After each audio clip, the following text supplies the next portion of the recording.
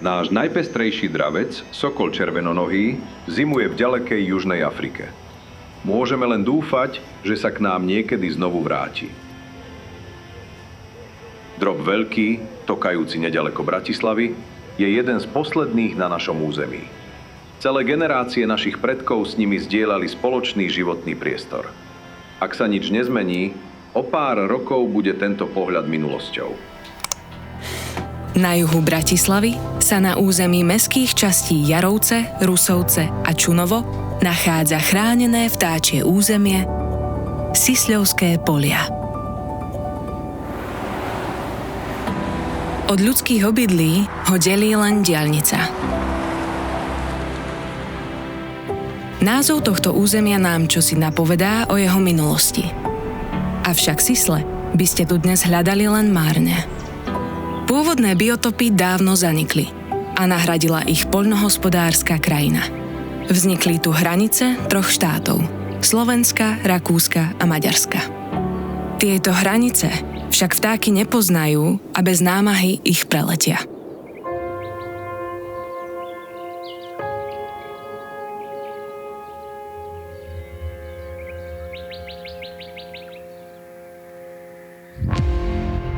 Okrem tej štátnej, tu zmenou prostredia vznikla aj hranica, ktorú nemôžu ignorovať.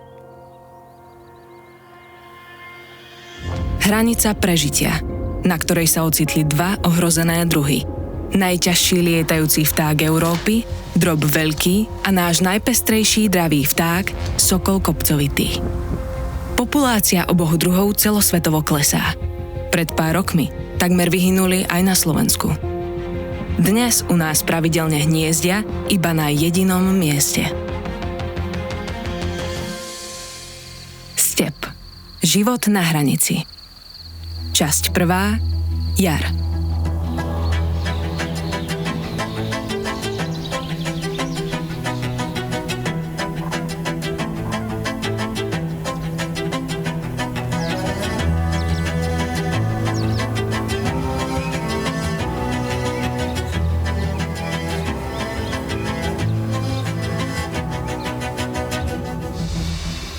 S nástupom jary sa začínajú prebúdzať aj hormóny.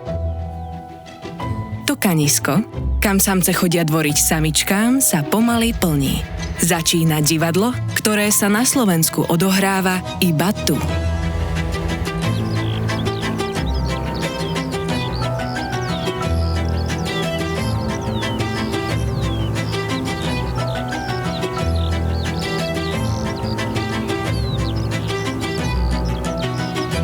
Drob je polygamný vták. Samec vie tokaním zaujať viacero samíc, ktoré láka na párenie.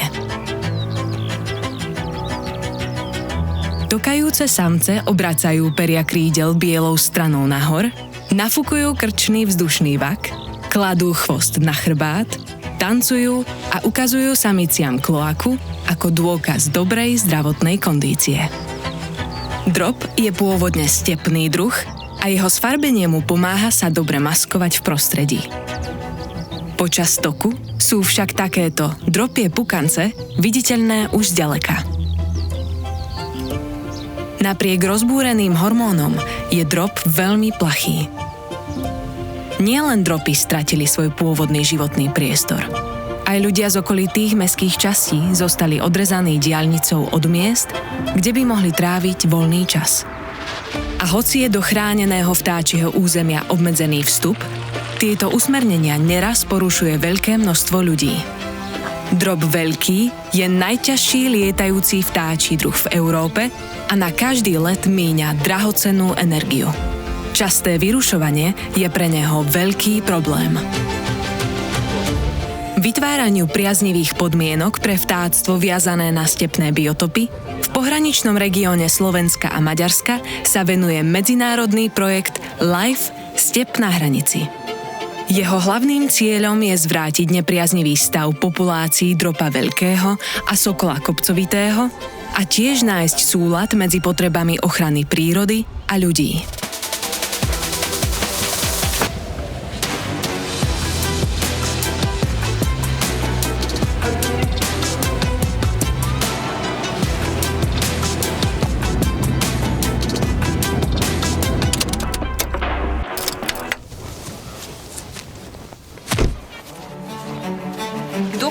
pripomeňte tie čísla parcií do mailu. No, ja ti pripomeniem. Veronika Koníková pracuje na bratislavskom magistráte, ktorý v rámci projektu vytvára pre návštevníkov rekreačné zóny a iné možnosti trávenia voľného času v okolí Sisľovských polí bez vyrušovania ohrozených druhov.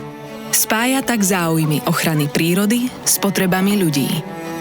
Jedným z takýchto podujatí je zásadný víkend.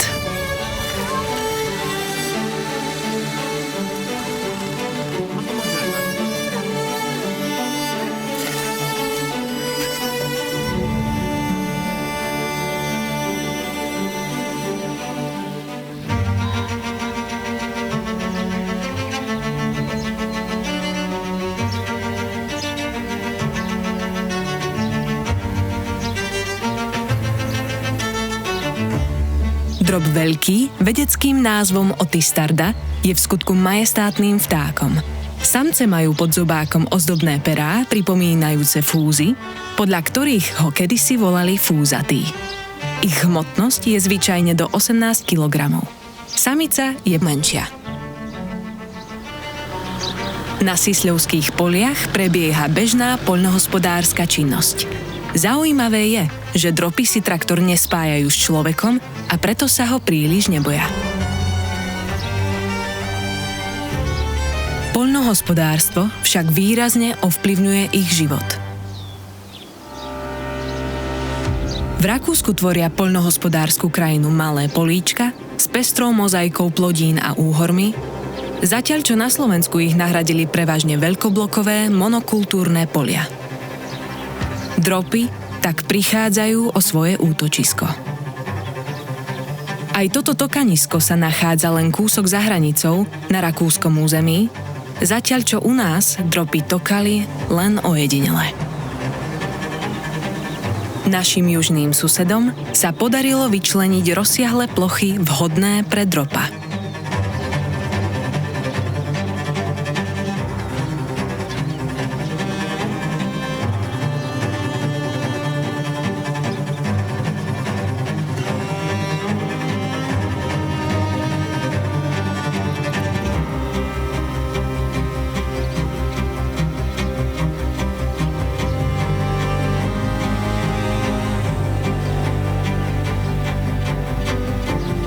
Na maďarskej strane hraníc má drop okrem intenzívne obrábanej pôdy k dispozícii aj krásne zelené úhory.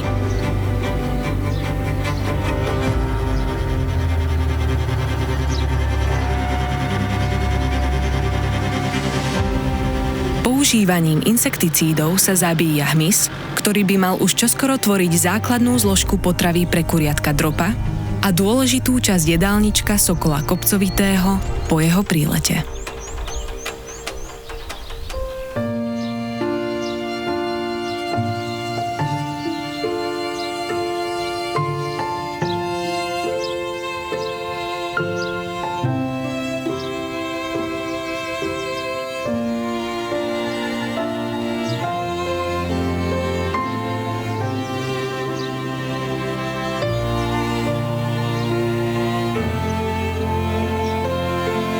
Ekológovia našli spoločné slovo s poľnohospodármi, vďaka čomu aj na našom území pribúdajú úhory a biopásy.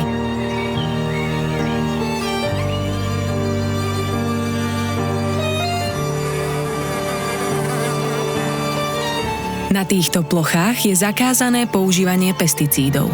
Preto poskytujú dostatok živočíšnej aj rastlinnej potravy a pôsobia ako ostrovy biodiverzity v poľnohospodárskej krajine.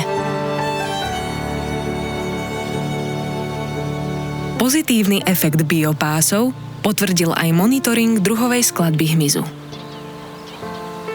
Výskyt zlatóčky obyčajnej je veľmi dobrým znakom. Jej larvy chránia od vošiek aj mnohé plodiny, čo prospieva poľnohospodárom.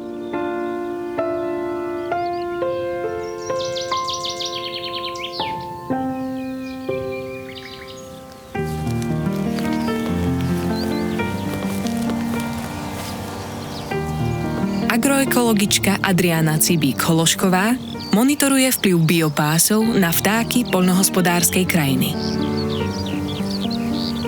Škovránok polný, krasochlva žltý, prehlavia čiernohlavy. Rozmanitá druhová skladba malých spevavcov je výborným výsledkom.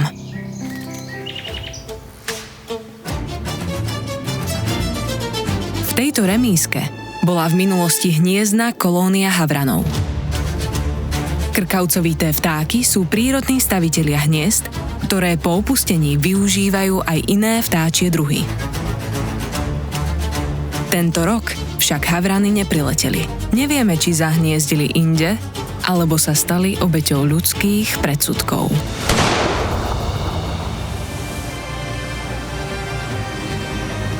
Zánik havraních kolónií v poľných lesíkoch je jednou z hlavných príčin kritického stavu populácie sokola kopcovitého na Slovensku.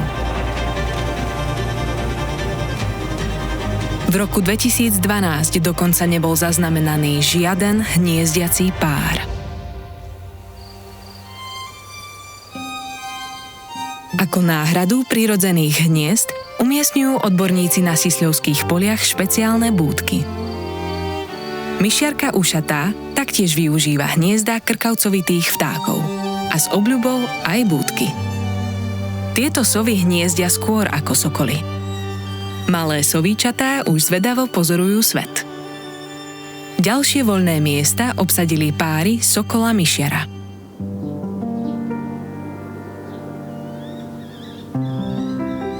Na sisľovské polia prileteli prvé sokoly kopcovité. Samec má modrosivé sfarbenie s výraznými oranžovo-červenými nohami a spodnou časťou brucha. Práve pre farbu nôh sa niekedy nazýva aj sokol červenonohý. Tieto sokoly sa vyznačujú reverzným pohlavným dimorfizmom. Samička je väčšia a líši sa aj farebne. Cesta zo zimovísk v Južnej Afrike je vzdialená vzdušnou čiarou viac ako 8000 kilometrov. Sokoly kopcovité by si zaslúžili poriadny odpočinok. Prvé dni po prílete sú však pre ne príliš dôležité. Potrebujú si čím skôr nájsť partnera a obsadiť vhodné miesto na hniezdenie. Prvé dni preto často dochádza k súbojom o vhodné hniezda a búdky. Dokonca aj takúto, ktorá síce bola pôvodne navrhnutá pre kavky, ale zapáčila sa sokolom aj vrabcom.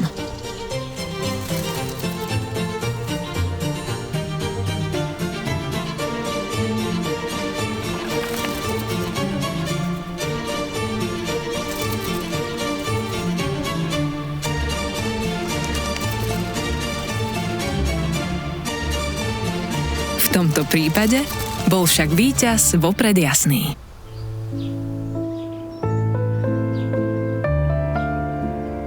Sokol kopcovitý hniezdi v kolóniách. Toto správanie zdedil po svojich predkoch, ktorých má spoločných s papagajmi. Preto je pre neho pripravených na jednom strome hneď niekoľko búdok.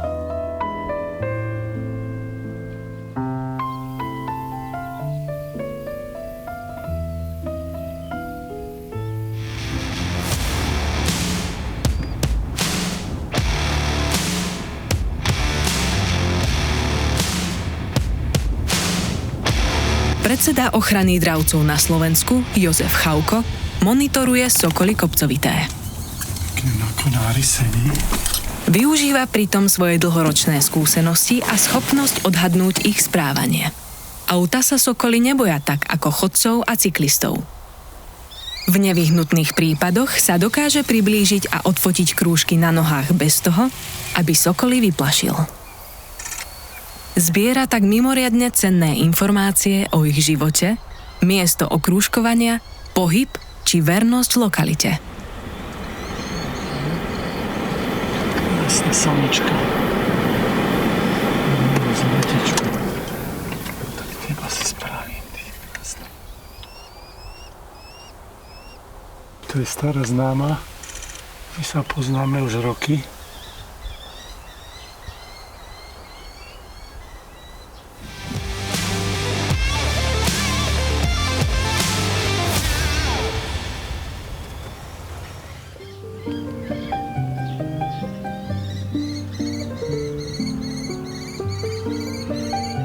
Vzduchom sa nesie piskot sokolov kopcovitých. Počas dvorenia samce prinášajú darčeky v podobe potravy a snažia sa zapáčiť vybraným samičkám.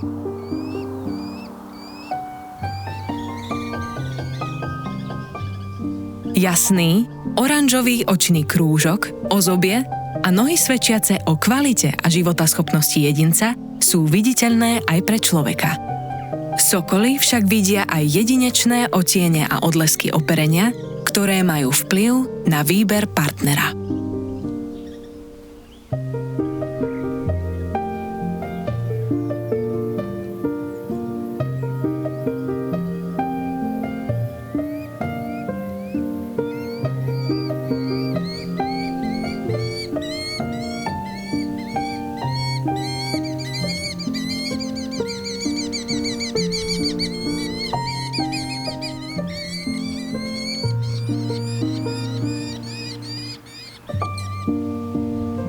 Napriek rozbúreným hormónom je pre nich pokoj aj teraz dôležitý. Časté vyrušovanie môže spôsobiť, že miesto vyhodnotia ako nevhodné na hniezdenie a lokalitu opustia.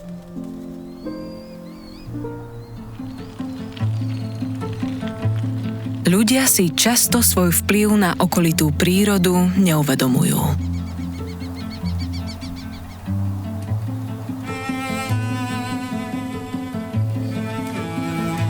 Projekt LIFE, Step na hranici, myslí aj na ľudí. Pre obyvateľov a návštevníkov bola vytvorená nová turistická infraštruktúra a oddychové zóny za hranicami chráneného územia.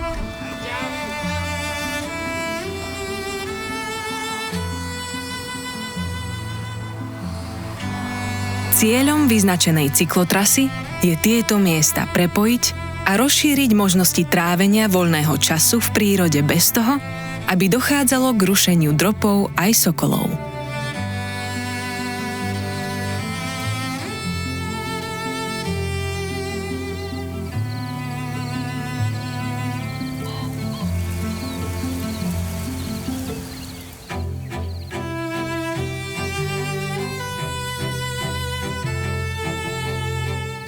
Táto líška práve vyšla na lov. Pre sokoly kopcovité nepredstavuje nebezpečenstvo.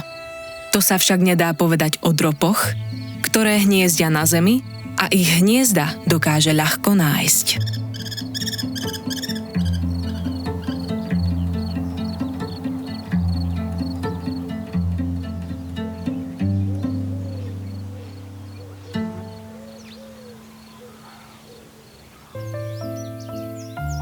Vďaka projektu sa podarilo na Sisľovských poliach vysiať desiatky hektárov biopásov a úhorov s lucernou a pestrou zmesou rastlín. Taktiež miestne poľnohospodárske družstvo v rámci agroenvironmentálnych opatrení upravilo svoj spôsob hospodárenia. Vznikli plochy, ktoré dropovi vyhovujú a môže v nich hniezdiť. V tomto čase sú sliepky dropa veľmi ostražité. Rozpitnutý biopás im poskytuje potravu aj výbornú možnosť úkrytu.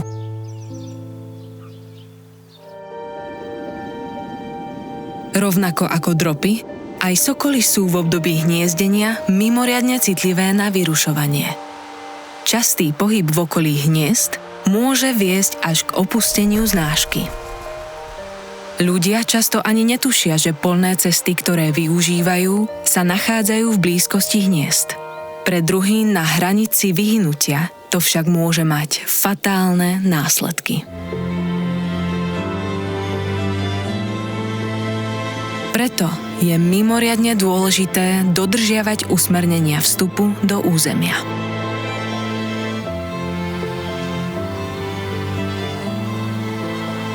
Ďakujem, že ste zodpovední a trávite svoj voľný čas mimo chráneného vtáčieho územia Sisľovské polia. Naše vtáky majú pred sebou ťažkú úlohu. Osud ich populácie na Slovensku závisí od úspešnosti hniezdenia.